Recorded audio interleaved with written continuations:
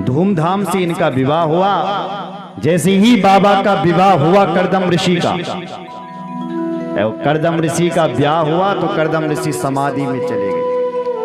करदम की जो पत्नी थी देवहूति, वो क्या करे, तो 3 भी अपना श्रृंगार त्यागी दिन सब विवाह का, और बाबा की सेवा में लग गई।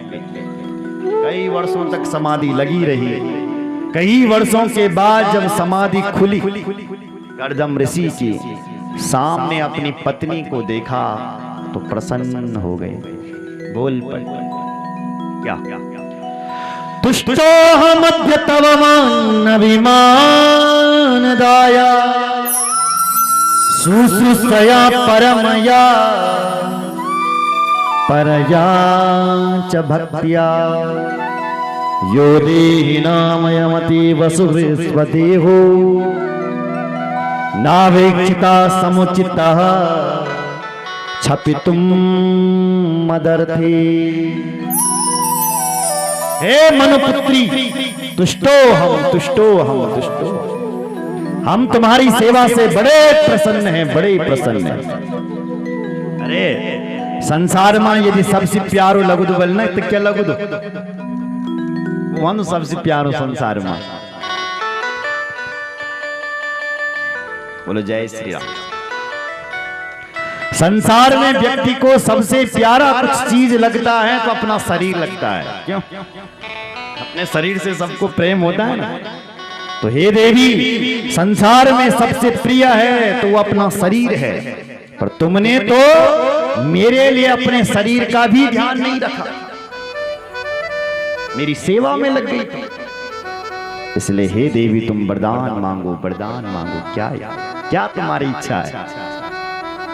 आज मैं प्रसन्न हूं क्योंकि तुमने मेरे लिए अपने शरीर का ध्यान नहीं रखा, इसलिए वरदान मांगो।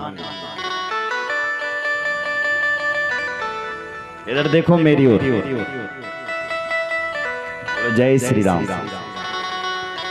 देवहूति माता बोले महाराज स्वामी जी, मांगना क्या है? प्रत्येक स्त्री की 2 इच्छा होती है। कौन कौन सी? बोले पहली इच्छा होती है कि उसको भगवत भक्त पति मिले, खाने पीने वाला ना मिले, भगवत भक्त मिलो। दूसरी उसकी इच्छा ये होती है कि उसको कोई भगवत भक्त बेटा मिले। इसलिए मेरी पहली इच्छा तो पूरी हो गई कि मुझे आप जैसे पति मिले हैं जो भगवान कितने बड़े भक्त हैं।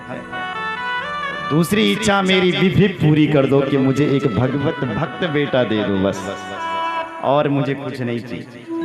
अरे करदम जी को ध्यान आ गया। करदम जी बोले क्या बात करती हो, बेटा भगवान का भक्त तुम्हारा बेटा नहीं, तेरा तो बेटा साक्षात भगवान बनने वाला है। बोलो जय श्री राम। ताली बजाओ जोर से भगवान के लिए। ताली नहीं बजाते हो? अरे भगवत भक्त बेटे का क्या करोगे? मैं तो तुम्हें भगवान को ही तुम्हारा बेटा बना दूंगा। जाओ। सुन रहे हो? अरे जब मैंने विवाह किया था तो मेरे भगवान ने कहा था कि हे करदम, मैं तेरा बेटा बनूंगा और भगवान मेरा बेटा बनेगा। हे देवी, इसीलिए मैंने विवाह